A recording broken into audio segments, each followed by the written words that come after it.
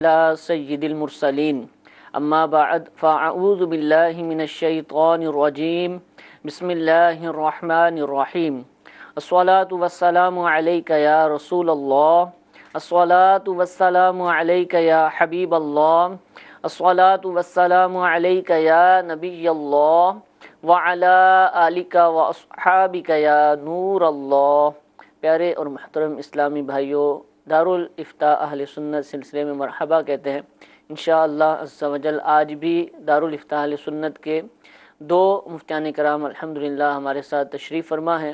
مفتی سعید مدنی صاحب جو کہ دارالفتاء اہل سنت کنز الایمان بابری چوک باب المدینہ، اور مفتی عرفان مدنی صاحب جو کہ دارالفتاء اہل سنت سردار آباد سے تعلق رکھتے ہیں۔ آپ کال کیجئے، ایس ایم ایس کیجئے، اپنے شرعی مسائل ہم تک پہنچائیے، انشاءاللہ ان کے حل، ان کے جوابات انشاءاللہ مفتیان کرام سے حاصل کریں گے۔ درود پاک کی فضیلت سنتے ہیں۔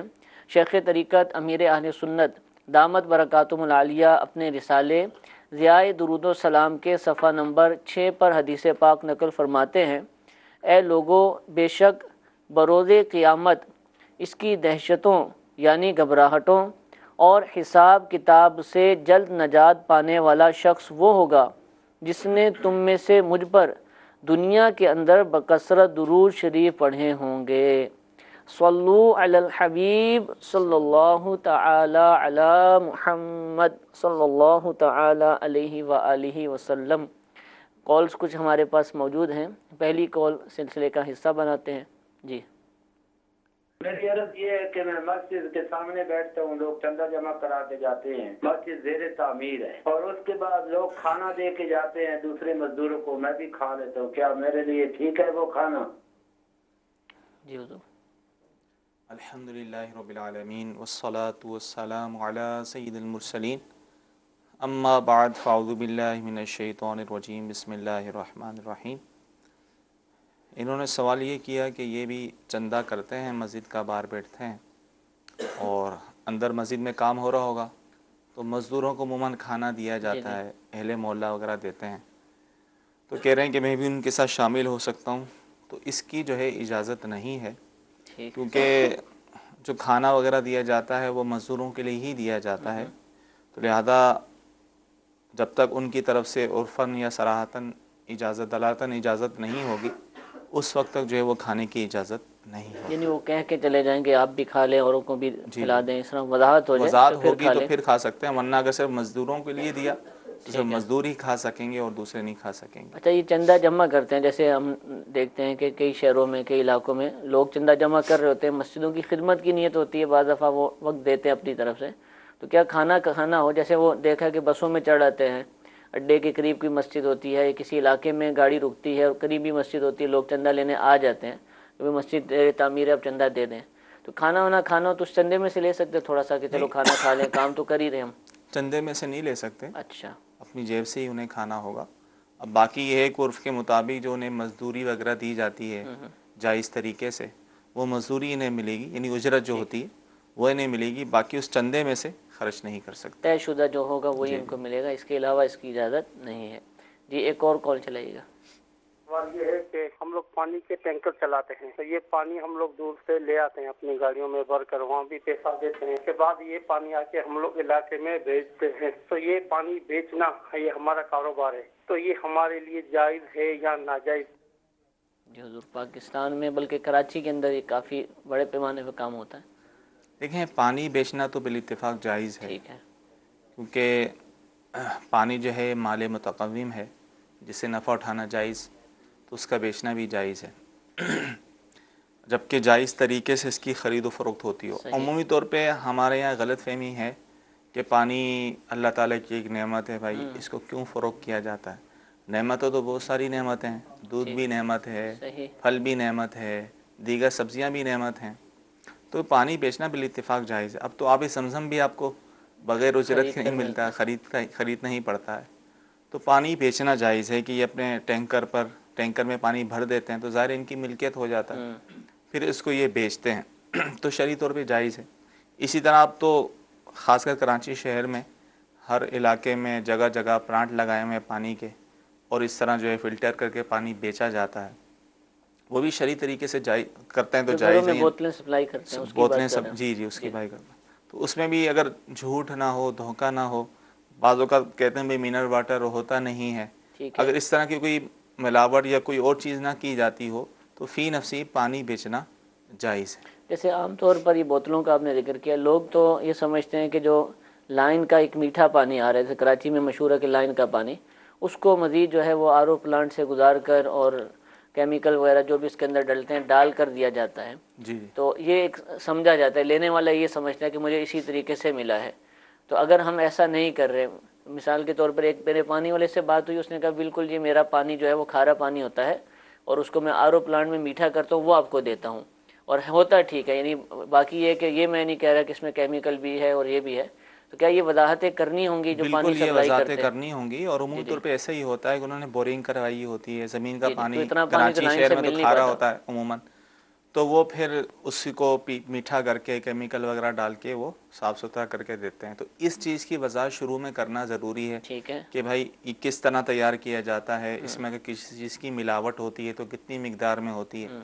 अगर ये वजाहत कर देते हैं तो इसमें कोई हरज नहीं। ठीक है। जैसा मारूफ है कि जैसा पानी होता है वैसा ही देना चाहिए और वजाहत भी करनी चाहिए अगर उसके मुताबिक नहीं है। एक और कॉल चलाइए।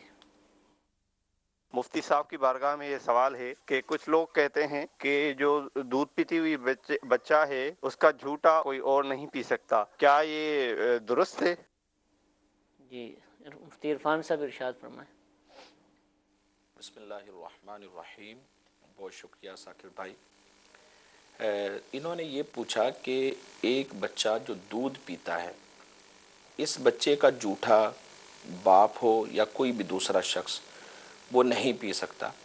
देखें, ये आवाम के अंदर एक गलत बात मशहूर है और उसकी वजह शायद ये समझ में आती है कि ये समझते हैं कि बच्चा दूध पीता है, अब इस बच्चे का जूठा पिया जाए तो कहीं ऐसा ना हो कि हुर्मत रज़ाअत का सिलसिला बन जाए और ये हुर्मत रज़ाअत का रिश्ता कायम हो जाए। ऐसा हरगिज़ नहीं है। बच्चे का जूठा खा वो दूध पीता बच्चा हो या दूध पीने की मुद्दत से वो निकल चुका हो, बाहर सूरत उसका जूठा बाप भी पी सकता है, माँ भी पी सकती है और दीगर अजीज़ व क़रीबा, उसके भाई बहन या रिश्तेदार जो भी हैं वो उसका जूठा पी सकते हैं और मोमिन के जूठे में वैसे भी शिफा है। माशाअल्लाह। तो हुज़ूर, छोटे बच्चे के हवाले से एक और भी बात मशहूर है, उसकी भी आप जो भी है उसकी सही मसला बयान फरमा दें कि इसका पेशाब पाक होता है, यानी दूध पीते बच्चे का पेशाब पाक होता है और इस बुनियाद पर लोग एहतियात नहीं करते, कपड़े पाक नहीं करते, इबादत करते हैं, नमाज़ पढ़ते हैं या वैसे ही नापाक कपड़े पहनकर वक्त गुजारते रहते हैं। तो क्या ये सही कॉन्सेप्ट है? देखें, ये कॉन्सेप्ट गलत है।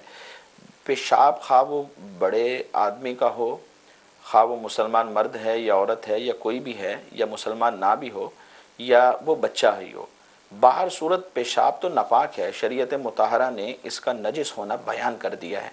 तो अब ये नापाक है, ऐसी सूरत के अंदर बहुत सारी माएँ ऐसी हैं कि जिनके जहन में ये बात बैठी हुई है कि अगर बच्चा पेशाब कर दे तो छींटे मार दें या उन्हें या उस जगह को किसी कपड़े के साथ साफ़ कर दें तो वो पाक हो जाएगा कपड़ा। ऐसा नहीं है, हरगिज़ ऐसा नहीं होता, बल्कि उसे धोने का या पाक करने का जो तरीक़ाकार है उसके मुताबिक ही पाक करना पड़ेगा। उसके मुताबिक पाक करेंगे तो कपड़ा पाक होगा, अदरवाइज़ वो नापाक ही रहेगा। फिर उसमें वही सूरतें हैं कि अगर एक दिरहम से कम निजासत लगी हुई है तो क्या सूरत होगी, अगर एक दिरहम से ज़्यादा है तो फिर वो निजासत मुग़ल्लज़ा और खफीफ़ा के तमाम अहकाम यहाँ पर लागू होंगे। बाहर सूरत ये है कि उस कपड़े को पाक किया जाए जैसा कि पाक करने का तरीक़ाकार है, फिर उसके बाद उस कपड़े के अंदर नमाज भी पढ़ी जा सकती है और दीगर तमाम इबादतें की जा सकती हैं। ठीक है, जज़ाकल्लाह। हुज़ूर, कुछ मैसेजेस भी हैं हमारे पास। सवाल ये पूछा जा रहा है कि सुन्नत नमाज में कादा ऊला और कादा अखीरा में अगर बैठना भूल जाएं तो क्या करना चाहिए? कादा अखीरा का तो समझ नहीं आता, कैसे भूलेगा? कादा ऊला में जैसे भूल जाए, सुन्नत नमाज का पूछ रहे हैं। देखें, अगर कादा ऊला भूल गए तो इस सूरत में भी ये है कि आखिर में सजदा सहव कर लेंगे तो इस सूरत में नमाज हो जाएगी। ठीक है, सजदा सहव से, सजदा सहव से नमाज, क्योंकि कादा ऊला जो है वाजिब है तो इसके छूटने से यानी नमाज में कोई फ़र्क नहीं पड़ेगा, नमाज इनकी हो जाएगी। ٹھیک ہے، لیکن چھوڑنا نہیں ہے، چھوٹ گئے غلطی یعنی سے بھولے چھوٹ سے گئے، ٹھیک ہے جان بوجھ کے تو ظاہر ہے کوئی نہیں چھوڑتا، ٹھیک ہے بھولے سے اگر چھوٹ جائے قاعدہ اولا جو کہ واجب ہے، تو ہاں اگر نفل کا قاعدہ ہو ٹھیک ہے جیسے سنت گرم، تو اس میں یہ ہے کہ اگرچہ تیسری رکعت کے لیے کھڑا بھی ہوگا تو بیٹھ جائے، التحیات پڑھے کہ نفل کا ہر قاعدہ فرض ہے، اور اگر وہ نہ بیٹھا ہو پھر آخر میں جو ہے پھر اس نے 4 رکعت پوری کر کے سجدہ سہو کر لیا تو اس صورت میں نماز ہو جائے گی، ٹھیک ہے اور اگر سجدہ سہو بھی نہ کیا تو اس نماز کا لوٹانا واجب ہوگا۔ ٹھیک ہے جی۔ حاجی اکرام اللہ صاحب میاں والی سے ہم سے سوال کر رہے ہیں کہ عشر کے پیسے سے مقامی بچوں کی درس گاہ بنائی جا سکتی ہے؟ دیکھیں، عشر کے پیسے، زکوٰۃ کے پیسے، اس کے لیے یہ ضروری ہے کہ کسی شریف فقیر کو مالک بنا دیا جائے، اس کی ملکیت میں دے دیا جائے۔ ملکیت میں دیے بغیر جو ہے اس طرح مسجد مدرسے کی تعمیرات میں لگانا، درسگاہ کی تعمیرات میں لگانا، اس کی اجازت نہیں ہوگی، اس طرح جو ہے زکوٰۃ بھی ادا نہیں ہوگی۔ تو اس کا طریقہ یہی ہے کہ شریف فقیر کو جو مستحق ہے اسے دے دیا جائے، اور پھر وہ اپنی طرف سے جو ہے کسی درسگاہ کو تعمیرات کے لیے دے دے، تو پھر ان پیسوں سے جو ہے تعمیرات کی جا سکتی ہیں۔ ٹھیک ہے۔ اچھا، یہ اگر ذہن میں جیسے ہوتا بھی اس طرح کی چیزوں میں کہ غریب بچوں ہی کے لیے تو بنا رہے ہیں، تو غریبوں کے بچے پڑھیں گے تو ہوگی ہماری زکوٰۃ، ہمارا عشر ادا ہو گیا، تو یہ وہ تو کانسیپٹ اچھی بات ہے، غریب بچے پڑھیں گے، لیکن اصل میں زکوٰۃ کے لیے ملکیت میں ہونا ضروری ہے، ٹھیک ہے، یعنی شریف فقیر کو مالک بنانا، یعنی جس کو زکوٰۃ دی جس جا کو دے سکتی ہے۔ سکتے ہیں زکوٰۃ، مستحق ہے زکوٰۃ، جب تک وہ مالک نہیں ہوگا۔ اور عمومی طور پہ اب عام طور پہ لوگوں کو پتہ نہیں ہوتا، ہم مدارس میں جو زکوٰۃ دیتے ہیں جی جی تو وہ بھی ڈائریکٹ مسجد کی مدرسے کی تعمیرات میں نہیں لگا سکتے، ٹھیک ہے وہ بھی اس کا جو ہے شرعی حیلہ کرتے ہیں، ٹھیک ہے مستحق زکوٰۃ کو دیتے ہیں، کیونکہ مدرسے کے بہت سارے مصارف ہوتے ہیں، ٹھیک ہے اس میں تعمیرات، اساتذہ کی تنخواہ، کھانا پینا اور دیگر اخراجات، تو ظاہر ڈائریکٹ سارے زکوٰۃ فطرے کے پیسے سے نہیں ہو سکتے، تو اس کا شرعی حیلہ کیا جاتا ہے کہ مستحق زکوٰۃ کو مالک بنا دیا جاتا ہے، پھر وہ اپنی اجازت خوشی سے وہ ان تمام جو ہے مصارف کے لیے استعمال کے لیے دے دیتا ہے، تو پھر وہ استعمال کیا جا سکتا ہے۔ ڈائریکٹ اس طرح زکوٰۃ کے پیسے یا عشر کے پیسے تعمیرات میں خرچ نہیں ہو سکتے، اس طرح زکوٰۃ ادا نہیں ہوگی۔ ٹھیک ہے جی، جزاک اللہ۔ ایک اور کال چلائے گا۔ یہ جو سجدہ تلاوت سننے والے پر واجب ہے، تو اس کو علم ہونا چاہیے یا نہ ہونا چاہیے کہ یہ آیت سجدہ پڑھی گئی ہے؟ تو اگر اس کو علم نہیں ہونا چاہیے تو اس پر جو سجدہ تلاوت واجب ہے، تو جب اس کو پتہ ہی نہیں ہے تو اس پر کیسے سجدہ تلاوت واجب ہوگا؟ جی حضور، کیا حکم ہے سوال سے؟ دیکھیں، سجدہ تلاوت واجب ہے، مسلمان بالغ مرد ہو یا عورت ہو، جب آیت سجدہ پڑھتے ہیں تو ان پر سجدہ تلاوت واجب ہے۔ جو قریب ہی بیٹھا ہے اس نے آیت سجدہ سن لی ہے تو اس پر بھی واجب ہے کہ وہ سجدہ تلاوت کرے۔ اب اس میں دیکھیں کہ کسی کو علم ہونا یا نہ ہونا، یہ اسلام کے اندر معتبر نہیں ہے کہ کوئی بعد میں یہ کہے کہ جناب مجھے تو علم نہیں تھا۔ اب اس طرح تو بہت سارے لوگ ہیں وہ اس بات کا ہی بعد میں انکار کر دیں گے کہ بھئی مجھے علم ہی نہیں تھا کہ زکوٰۃ فرض ہے، مال دڑا دڑ آ رہا ہے، جمع کر رہے ہیں، لیکن بعد میں یہ کہہ دیں گے بھئی اس کے لیے بھی علم ہونا ضروری ہے، 10 سال 20 سال 40 سال 50 سال کے بعد جا کر پتہ چلا کہ زکوٰۃ تو واجب ہوتی ہے۔ اب وہ کہیں جی ہمیں تو علم ہی نہیں تھا لہٰذا ہماری معاف ہو گئی۔ تو دارالاسلام کے اندر ہم رہتے ہیں، ایز اے مسلم ہم پر لازم ہے کہ اسلام کے تمام احکام کو ہم سیکھیں، اور اس کا حدیث مبارک میں ہمیں حکم دیا گیا ہے، طلب العلم فریضۃ علی کل مسلم و مسلمہ۔ ارشاد فرمایا کہ ہر مسلمان مرد ہو خواہ وہ عورت ہو، اس پر دین کا علم سیکھنا یہ فرض کی حیثیت رکھتا ہے کہ ہمیں پتہ چلے کہ ہمارے عقائد کیا ہیں، ہمیں پتہ چلے کہ ہم پر اللہ تبارک و تعالیٰ کی طرف سے فرائض کیا ہیں، ہمیں علم ہو کہ ہمارے اوپر اللہ تبارک و تعالیٰ کی طرف سے کیا کیا چیزیں واجبات میں داخل ہیں، نماز کیسے ادا کی جاتی ہے، زکوٰۃ کیسے ادا کرنی ہے، کتنے مال پر ہے، قرآن مجید فرقان حمید کی قرات کی کیا اصول و ضوابط ہیں، اور کس انداز سے اسے پڑھنا چاہیے، اور کتنا سیکھنا انسان کے اوپر فرض ہے، یہ سب چیزیں ایز اے مسلم ہم پر لازم ہے کہ ہم سیکھیں۔ اور اگر کوئی شخص نہیں سیکھتا اور بعد میں یہ عذر قائم کرتا ہے تو اس کا عذر یہ معتبر نہیں ہے، بلکہ بہت سارے افراد ایسے ہیں کہ جو اس غرض سے مسئلہ نہیں پوچھتے کہ ہمیں علم ہو جائے گا، اور جب ہمیں علم ہو جائے گا تو ہم پر کرنا بھی ضروری ہو جائے گا، پھر ہم گناہگار ہوں گے، اور جب تک ہم نہیں پوچھیں گے تو تب تک ہم گناہگار بھی نہیں ہوں گے۔ یہ ایک حماقت ہوتی ہے اور ایسی بات سوچنا بالکل غلط ہے۔ اور بلکہ سیدی اعلیٰ حضرت رحمۃ اللہ تعالیٰ علیہ سے جب اسی طرح کا سوال پوچھا گیا، آپ سے استفسار کیا گیا، تو آپ نے فرمایا کہ ایسے لوگ کہ جو نہیں پوچھتے ان پر دگنا گناہ ہے۔ ایک تو یہ کہ انہوں نے سیکھا نہیں، اور دوسرا یہ ہے کہ پھر وہ کیا بھی نہیں۔ اب اگر انہیں علم ہو کہ آیت سجدہ جب ہم سن لیتے ہیں تو سجدہ واجب ہو جاتا ہے، تو پھر یقینی بات ہے کہ یہ کر لیں، اور جان بوجھ کر نہیں سیکھتے، اب ایسی صورت کے اندر گناہگار بھی ہیں۔ تو اب گناہ دو ان کو ملیں گے، ایک تو سیکھا نہیں، دوسرا یہ ہے کہ وہ کیا بھی نہیں۔ تو اس لیے اس طرح کی سستی نہیں برتنی چاہیے، یہ غفلت کا مظاہرہ ہوتا ہے۔ ایز اے مسلم ہمیں چاہیے کہ ہم تمام وہ احکام سیکھیں کہ جو ہماری زندگیوں سے ریلیٹڈ ہیں، ہمیں صبح شام کرنے ہیں، اللہ تبارک و تعالیٰ کی طرف سے ہمیں حکم ہے، اگر ہم نہیں کریں گے تو ہماری پنشمنٹ ہوگی۔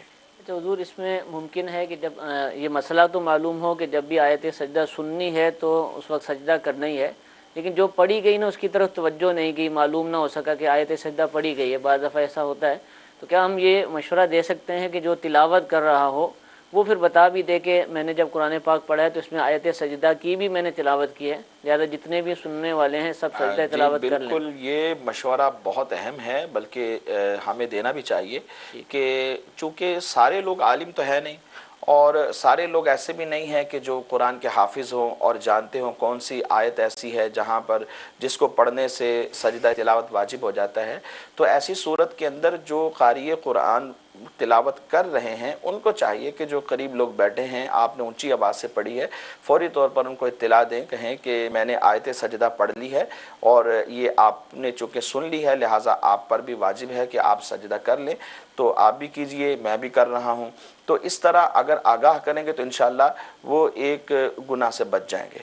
حضور ایک اسی سے متعلق سوال پہلے ہم سے پوچھا گیا تھا، اس کا جواب بھی ہو گیا تھا، لیکن اب ایک سیکوینس ہے تو میں پوچھ رہا ہوں کہ اب تلاوت کی جا رہی ہے اور آیت سجدہ آ گئی ہے، آیت سجدہ اس لیے چھوڑ دیں کہ سجدہ کرنا پڑے گا، اور بہت سارے لوگ ہیں ان کو بھی کرنا پڑے گا، تلاوت والے کو بھی، تو اس آیت کو چھوڑ کر آگے چلے جائیں، تو یہ عمل کیسا ہے اگر ایسا کوئی کرتا ہے تو؟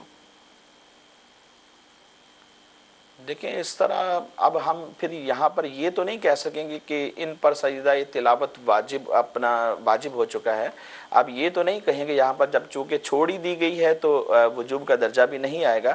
البتہ ایسی صورت کے اندر اگر یہ چھوڑ دیتے ہیں تو گناہ گار بھی نہیں ہوں گے۔ اب لیکن اس میں ایک چیز یہ دیکھ لیں کہ بسا اوقات آیت پوری ایک لے چل رہی ہوتی، پورا ایک مضمون ہوتا ہے، پیچھے اور آگے اور بیچ میں جب جو آیت سجدہ ہوتی ہے اس کا بھی کنیکشن ہوتا ہے، پورا ایک تعلق ہوتا ہے ایک حکایت یا واقعے کے ساتھ، تو ایسی صورت کے اندر پھر وہ چھوڑنی نہیں چاہیے، کیونکہ لوگ جب سن رہے ہیں تو وہ پورا ایک واقعہ سن رہے ہیں، اور ہم بیچ میں سے چھوڑ دیں گے تو اس طرح یہ بات درست نہیں، گویا کہ آدھی بات کہی اور آدھی بات ہم نے نہیں کہی۔ اور اگر ہم یہ پڑھ لیتے ہیں اور پڑھنے سے اگر اناؤنس کر دیں گے کہ میں نے آیت سجدہ پڑھ لی ہے، آپ بھی جناب اس کا سجدہ کر لیں، اور ہم بھی سجدہ کر لیتے ہیں، سب کے اوپر چونکہ واجب ہے اور سب کو ہی کرنا ضروری ہے، میں سمجھتا ہوں کہ اس صورت کے اندر پڑھ کر سب کو بتا دینا چاہیے تاکہ سب ایک حکم شرعی پر عمل کریں، اور اس طرح گویا کہ لوگوں کو ایک حکم شرعی سے آگاہی بھی ہوگی۔ ٹھیک ہے حضور، جزاک اللہ۔ ایک میسج بھی آپ سے پوچھ لیتا ہوں، سوال یہ کیا جا رہا ہے کہ اگر کسی کی جیب میں نسوار ہو یا سگریٹ ہو تو کیا یہ دونوں چیزیں لے کر مسجد میں جا سکتا ہے؟ اور اگر کوئی شخص یہ استعمال کرتا ہے، سگریٹ پیتا ہے یا نسوار کھاتا ہے، رکھتا ہے منہ میں، تو کیا اس کی امامت کروانا بھی جائز ہے اس کو؟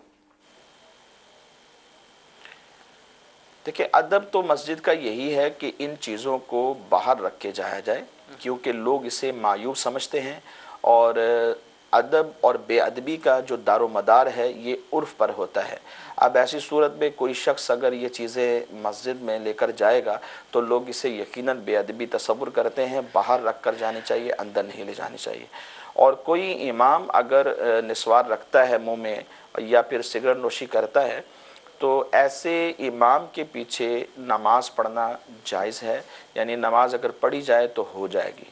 بہرحال نماز پڑھانے سے پہلے پھر وہ جو تمام قیودات ہیں کہ منہ سے بدبو زائل ہو جائے اور کوئی میٹھی چیز کھا لیں تاکہ بدبو نہ آئے، یا خوشبو والی چیز ایسی منہ میں ڈالی جائے تاکہ بدبو زائل ہو جائے، ان تمام چیزوں کا پھر لحاظ رکھنا پڑے گا، کیونکہ مسجد کے اندر بھی ایسی صورت میں کہ جب منہ میں بدبو آ رہی ہے داخلے کی اجازت نہیں ہے۔ ٹھیک ہے حضور جی، ایک اور کال چلائیے گا۔ یہ جو چھوٹے جانور کے گردے کپورے ہوتے ہیں، یہ کیا ہم کھا سکتے ہیں؟ یہ مکروہ ہیں یا حرام ہے؟ مجھے اس سے کنفرم کرنا ہے۔ جی کٹا کٹ جو بھی ہوتا ہے جی کھایا جاتا ہے بہت زیادہ۔ دیکھیں کپورے کھانا تو جائز نہیں ہے، حرام ہے، حرام ہے، چاہے وہ بڑے جانور کے ہوں یا چھوٹے جانور کے ٹھیک ہے۔ ہوں، تو یہ جائز نہیں۔ حدیث میں اس کی ممانت موجود ہے کہ جن اعضاء کے کھانے کی ممانت اس میں یہ بھی شامل کپورے ہے۔ بھی شامل ہیں۔ گردے کھانا جائز ہے، البتہ بہتر ہے کہ نہ کھایا جائے، اور اسی طرح پوٹا جو ہوتا ہے جیسے مرغی وغیرہ کا پوٹا، جی جی جی تو وہ بھی کھانا جائز ہے۔ ٹھیک ہے، کپورے حرام ہیں۔ کپورے تقریباً حرام، جن رات کے جو ہوٹل ہیں جن میں وہ توے پہ ڈشیں ہوتی ہیں اس میں کپورے بھی شامل ہوتے ہیں، وہ جائز نہیں، مکس بھی ہو الگ ہو کسی صورت میں، پھر اگر وہ مکس کر دیا کلیجی کپورے مکس کر دیے تو کھانا جائز سارا نہیں۔ ہی اب معاملہ خراب ہو جائے جی گا۔ تو بالکل اس مسئلے پہ توجہ رکھنی چاہیے، کھائیں جو بھی اچھی چیزیں کھائی جائے، حلال کھایا جائے، جس کو شریعت نے حرام قرار دیا، جس سے منع کیا ہے تو اس سے بالکل اس کی طرف التفات نہیں کرنا چاہیے، اس کی طرف توجہ نہیں ہونی چاہیے، اور نہ ہی اس پر کوئی آپ عذر پیش کریں کہ نہیں یوں ہے اس طرح کر کے۔ کھانے کی جب اجازت نہیں تو اس کو بالکل بھی نہیں کھانا۔ ایک اور کال چلائی دیں۔ میرا سوال یہ ہے کہ جو جائز کیش اکاؤنٹ ہے اس کے بارے میں شرعی طور پر رہنمائی فرما دیں۔ جی ایک موبائل کمپنی کا نام لیا انہوں نے، اس کا کیش اکاؤنٹ ہے، اس کے حوالے سے۔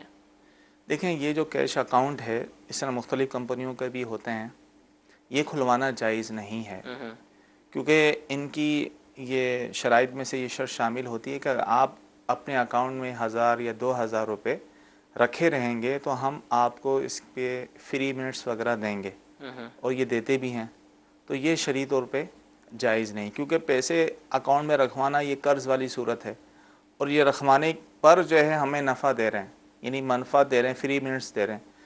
حدیث میں آیا کلو قرض جرى منفع فهو ربا او کما قال، کہ ہر وہ قرض جس سے نفع حاصل ہو وہ سود ہوتا ہے، تو لہٰذا یہ کیش یہ جو اکاؤنٹ ہے یہ کھلوانا جائز نہیں۔ اچھا اب یہ مجھے کان میں بتایا جا رہا ہے کہ وہ جائز کیش اکاؤنٹ کہا تو یہ وہ جائز نہیں کہا، وہ جو کہنا تھا کہ وہ وہی کہا، کیونکہ وہی یہ کہا ہے۔ سوال ہی نہیں بنے گا جائز کیش اکاؤنٹ، تو جائز ہے تو وہ جائز ہی ہے، اس کو تو کھلوایا ہی جا سکتا ہے۔ جی ایک اور کال چلائیے۔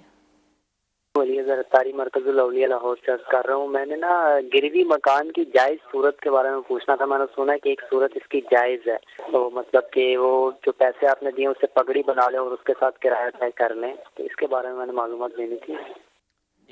دیکھیں ہمارے ہاں جو رائج صورت ہے گروی پر مکان لینے کی، وہ ناجائز و حرام ہے، کہ کوئی شخص کسی کو قرض دیتا ہے اور کہتا ہے ٹھیک ہے جب تک میں آپ کا قرض ادا نہیں کرتا آپ میرے مکان میں رہتے رہیں، ٹھیک ہے، یا اس بنا پر بہت ہی معمولی کرایہ رکھ دیتا ہے، صحیح، کہ جیسے وہ نا زیادہ ایڈوانس پہ کم کرایہ، 5 لاکھ 10 لاکھ روپے دے دیں تو معمولی کرایہ، تو یہ سود والی صورت ہے، صحیح، کیونکہ یہ قرض پر نفع والی صورت ہے۔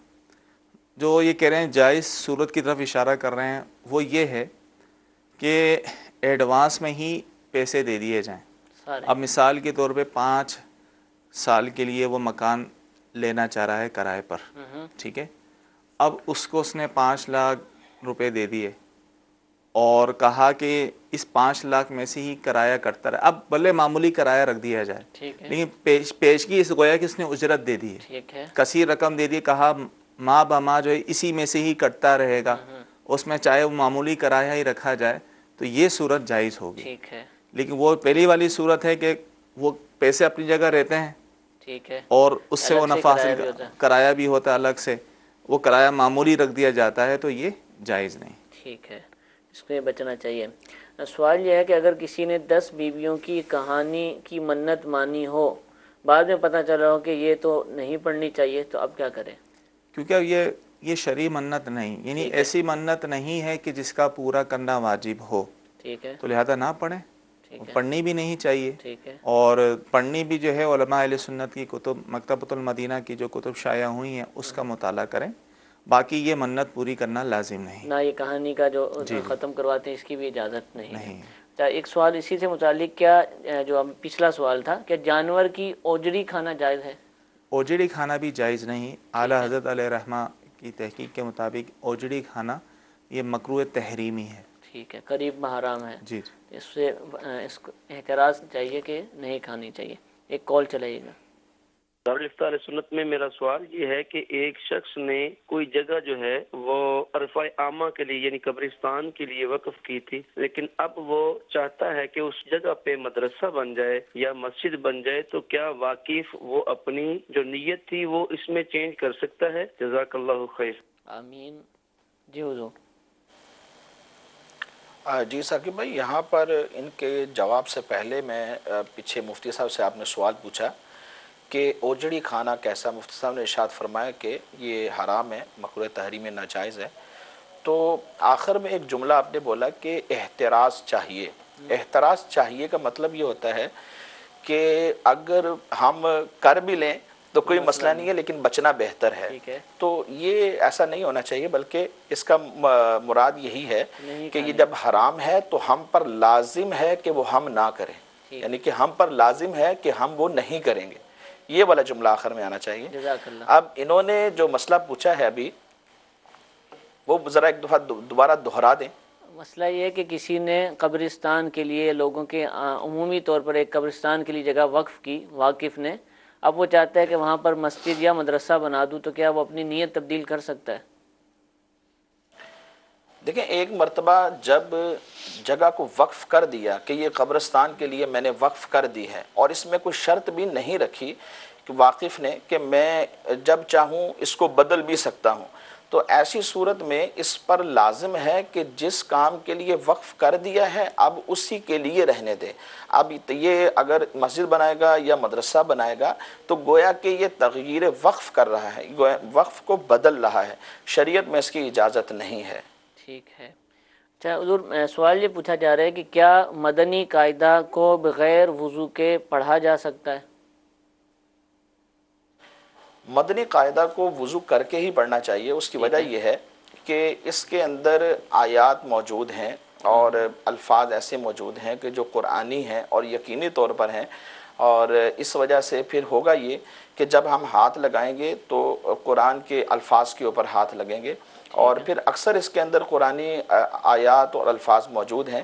تو وضو کے بغیر ہاتھ نہیں لگانا چاہیے. بچے جو پڑھتے ہیں ان کو بھی ترغیب یہی دینی چاہیے کہ ہم وضو کر کے پڑھیں گے، اور بچے جب آج وضو کر کے پڑھیں گے تو انشاءاللہ کل بھی جب قرآن کو ہاتھ لگائیں گے تو وضو کر کے ہی لگائیں گے. ٹھیک ہے حضور. ایک اور سوال یہ پوچھا جا رہا ہے کہ میں اپنی شوہر کی قبر پہ جانا چاہتی ہوں، تو کیا میں جا سکتی ہوں؟ اسلامی بہن کا سوال ہے. عورتوں کے لیے قبرستان میں جانا جائز نہیں ہے، ممانعت ہے. تو عورتوں کو چاہیے کہ گھر میں رہ کر وہ ان کے لیے اصال ثواب کریں، قرآن مجید فرقان حمید کی تلاوت کریں، نیک اعمال کریں، نوافل پڑھیں، صدقہ خیرات کریں، اور ان کے لیے دعا کریں. انہیں اصال ثواب کریں گی تو انشاءاللہ العزیز ان کی ارواح کو وہ اصال پہنچے گا اور وہ ان سے راضی ہوں گی، اور اللہ تبارک و تعالیٰ ان کے درجات بلند فرمائے گا. عورتوں کے لیے حکم یہی ہے، یہ گھر سے بلا وجہ شرعی اس طرح باہر نکلیں گی تو گناہ گار ہوں گی. ٹھیک ہے حضور. جی. اچھا، مفتی صاحب نے کچھ دیر پہلے سجدہ تلاوت کے حوالے سے بڑی اچھی وضاحت کی ہے. ماشاءاللہ. اس میں آپ نے پھر ایک سوال کیا تھا کہ کوئی اس طرح تلاوت کرے اور جہاں آیت سجدہ آتی ہے وہ آیت نہ پڑھے، اس کو چھوڑ کے اگلی آیت پڑھ دے، تو یہ صورت جائز نہیں ہے. اچھا ٹھیک ہے. بہار شریعت میں جو ہے درر مختار کے حوالے سے یہ بات لکھی ہے کہ پوری صورت پڑھنا اور آیت سجدہ چھوڑ دینا مکروہ تحریمی ہے. ٹھیک ہے. یعنی گناہ ہے، تو اس طرح نہیں کر سکتے. اور اگر صرف آیت سجدہ پڑھی ہے تو اس میں کوئی کراہت نہیں، مگر بہتر پھر بھی یہی ہے کہ ایک آیت پہلے یا بعد میں ملا لے.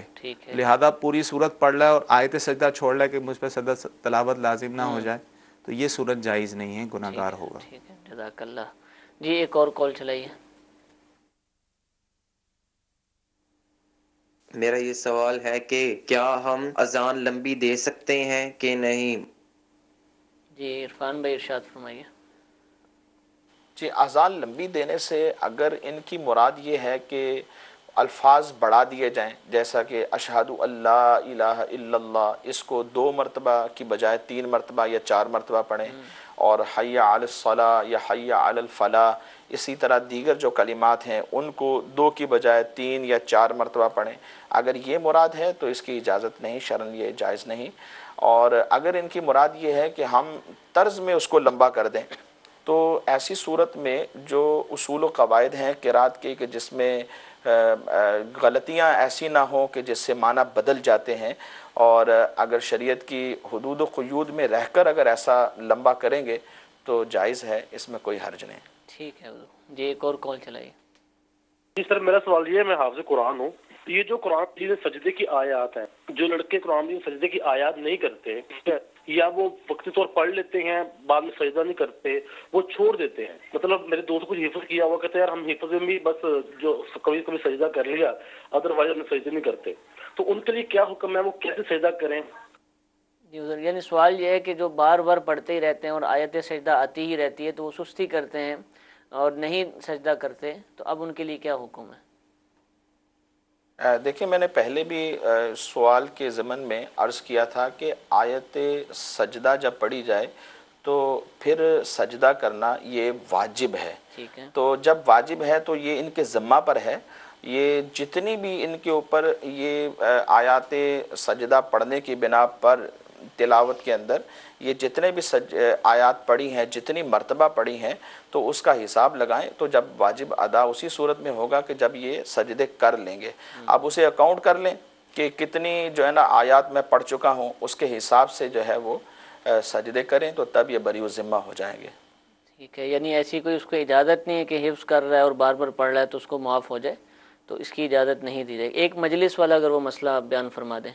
ہاں، اگر ایسا ہے کہ ایک ہی جگہ بیٹھ کر جی جی، وہ بار بار ایک ہی آیت سجدہ کو بار بار پڑھ رہا ہے تو اس صورت میں اس پر ایک ہی ہوگا جو ہے وہ سجدہ لازم ہوگا، ٹھیک اور ہے، یہ سجدہ جو ہے فی الفور کرنا لازم نہیں ہوتا، اچھا، یہ اللہ تاخیر ہے، یعنی بعد میں جب چاہے ادا کر سکتا ہے، لیکن ٹھیک ہے، پھر بھی اور کوئی وجہ نہیں ہے، باوضو ہے، سب کچھ ہے، تو بہتر یہ اسی وقت کر لیا جائے، ٹھیک ٹھیک۔ لیکن اگر اللہ تاخیر ہے بعد میں بھی کرے گا تو گناہ نہیں۔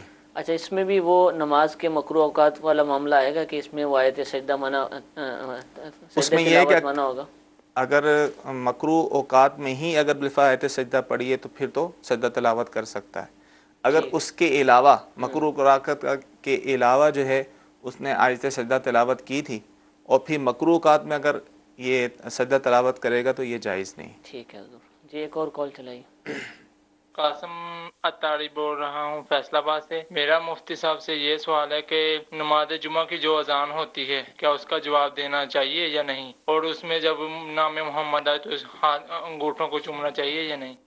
جی حضور، دیکھیں بہتر تو یہی ہے کہ اذان کا جواب نہ دیا جائے۔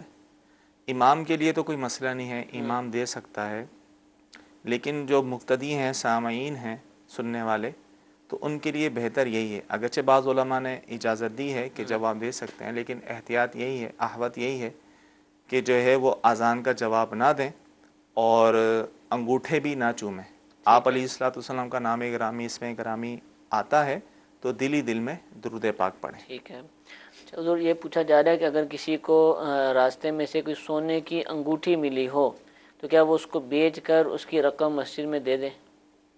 دیکھیں اگر سونے کی انگوٹھی ملی ہے اور اس نے اس نیت سے اٹھائی ہے کہ اس کے مالک تک پہنچاؤں گا، اور تلاش و بسیار کے بعد مالک نہ ملا، خوب تشہیر کی اور اتنا عرصہ گزر گیا کہ اب اس کا مالک بھی نہیں ملتا، جو مالک بھی تلاش نہیں کرتا ہوگا، تو پھر تو مزید میں دے دینا جائز ہے۔ ٹھیک ہے، ٹھیک ہے، فوری طور پہ اٹھا کے دینے کی اجازت نہیں ہے، تشہیر کرنی ہوگی، اور اگر اس نیت سے اٹھائی تھی اپنے استعمال کے لیے، پھر بعد میں ذہن بنا نہیں یار یہ تو غلط ہے، کسی کی چیز ہے یا کسی نے سمجھایا، تو اس پر لازم ہے کہ اس کی تشہیر کرے، پبلسٹی کرے، اس جگہ معلومات کرے، اور پھر بھی نہیں ملتا تو یہ پھر یہ مسجد میں نہیں دے سکتا، یہ پھر شریف فقیر کو ہی دینا لازم ہوگا۔ ٹھیک ہے حضور جی، ایک اور کال چلائیے۔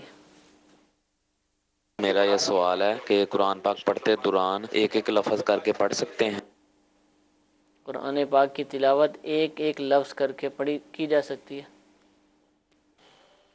ایک ایک لفظ سے ان کی کیا مراد ہے؟ اب اگر تو یہ کہنا یہ چاہ رہے ہیں کہ جیسے حروف تہجی ہوتے ہیں ان کو الگ الگ حرف کو پڑھنا، اگر یہ مراد ہے تو اب اس کے مطابق پھر جواب ہو سکتا ہے، جیسے جوڑ کر کے کہتے ہیں نا، جوڑ کر کے مراد پڑھ لیں، کوئی اور ہے تو سمجھ میں نہیں آیا، واضح سوال نہیں۔ ٹھیک ہے، یعنی مثال کے طور پہ جیسے سیکھ رہے ہوتے ہیں، قاعدہ وغیرہ پڑھ رہے ہیں تو اس وقت جوڑ کر کے پڑھنا کہلاتا ہے، بھی جوڑ کر کے پڑھا جا رہا ہے، تو کیا اسی طرح تلاوت بھی کر سکتے ہیں؟ جوڑ کر کے پڑھنے میں حرج تو کوئی نہیں ہے، پڑھ سکتے ہیں، اس وجہ سے کہ کہیں میں غلطیاں نہ کروں اور غلطیوں سے محفوظ رہوں، ہجے کر کے اگر پڑھتے رہتے ہیں تو بظاہر تو اس میں کوئی حرج نہیں، لیکن عام طور پہ جن کو پڑھنا آتا ہے وہ پھر اس طرح پڑھتے نہیں ہیں، وہ ملا کر ہی پڑھتے ہیں۔ جی جی ٹھیک ہے، اور ویسے ہی تلاوت کی جائے۔ جی ایک اور کال چلائیے گا۔ مفتی صاحب کی بارگاہ میں یہ سوال ہے کہ جو عورتیں میک اپ کا سامان استعمال کرتی ہیں، سرخی، لپسٹک وغیرہ، کریموں وغیرہ کے اندر سنا ہے کہ سور کی چربی استعمال کی جاتی ہے، ان کریموں کا استعمال کرنا کیسا؟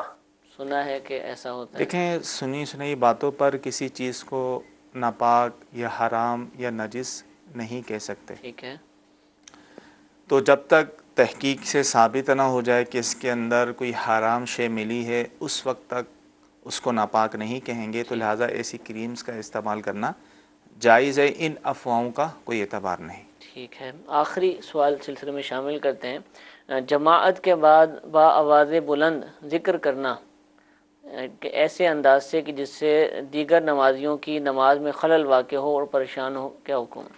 دیکھیں، یہ اصول تو ذہن میں رکھیں، یہ صرف نماز کے بعد نہیں، اچھا، عام حالت میں بھی۔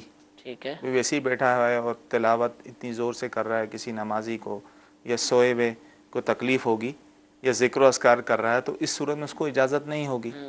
تو اسی طرح نماز کے بعد جو ذکر کرتے ہیں، کلمہ شریف پڑھتے ہیں، پڑھنا بالکل جائز ہے۔ ٹھیک ہے، اور اس میں احتیاط یہ ضروری ہے کہ اتنی آواز سے نہ ہو، کیونکہ جب سب مل کے پڑھتے ہیں تو ایک گونج ہوتی، ٹھیک ہے، تو اس میں بھی دھیمی آواز رکھی جائے تو نارمل جاتا رہتی، لیکن اس میں بھی اگر تیز آواز ہوگی ٹھیک ہے، تو ظاہر ہے جو اپنی مکیہ نماز پڑھ رہے ہیں تو ان کی نماز میں خلل ہوگا۔ اگر ایسا جو بہت اونچا پڑھ لو اس میں جی تو جی الگ سے ان کی آواز میں بعض جگہ ایسا ہوتی ہے، تو لہذا احتیاط کرنی چاہیے، اتنی بلند آواز سے جو ہے وہ ذکر نہیں کرنا چاہیے کہ جس کے لیے تکلیف کا باعث ہو۔ امام صاحب یا مؤذن صاحب وہ مائک بھی اتار دیں اگر، دیکھیں امام یا مؤذن بھی اگر دھیمی آواز سے کریں نا، ٹھیک ہے، تو پھر مسئلہ بھی نہیں ہوتا، آواز کا ایسا مسئلہ نہیں ہوتا۔ ٹھیک ہے، لیکن جو بالکل بلند آواز سے پڑھتے ہیں کہ جن سے توجہ ان کی طرف چلی جاتی ہے، تو ایسا نہ کیا جائے کہ دیگر نماز پڑھنے والوں کو پریشانی نہ ہو۔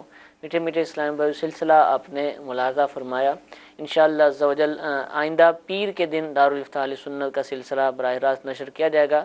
کل اتوار ہے اور ہر اتوار کو اس وقت احکام تجارت سلسلہ، جو کہ خاص طور پر تجارت، پارٹنرشپ اور کاروبار اور بزنس سے متعلق جو مسائل ہوتے ہیں، الحمدللہ اس پر مشتمل ہوتا ہے، وہ براہ راست نشر کیا جاتا ہے، تو اس کو بھی دیکھنے کی نیت فرمائیے۔ آج ہفتہ ہے اور ہر ہفتے کو الحمدللہ عشاء کی نماز کے بعد کم و بیش انشاءاللہ 9 بجے امیر اہل سنت دامت برکاتہم العالیہ مدنی مذاکرہ فرماتے ہیں۔ آج بھی انشاءاللہ یہ مدنی مذاکرہ ہوگا، کچھ ہی دیر میں اذان عشاء ہوگی اور 9 بجے انشاءاللہ مدنی مذاکرے کا تلاوت قرآن پاک سے آغاز ہو جائے گا۔ جو اسلامی بھائی عالمی مدنی مرکز فیضان مدینہ میں تشریف لا سکتے ہیں، ان کو چاہیے کہ یہاں آئیں، اور ورنہ مدنی چینل پر اس کو دیکھنے کی نیت فرما لیجیے، خود بھی دیکھیے، دیگر دوستوں احباب کو اس کے میسیجز کیجیے اور اس کی طرف آپ دعوت دیجیے، انشاءاللہ اس کے بے حد فوائد ظاہر ہوں گے۔ اللہ تعالیٰ ہم سب کو عمل کی توفیق عطا فرمائے،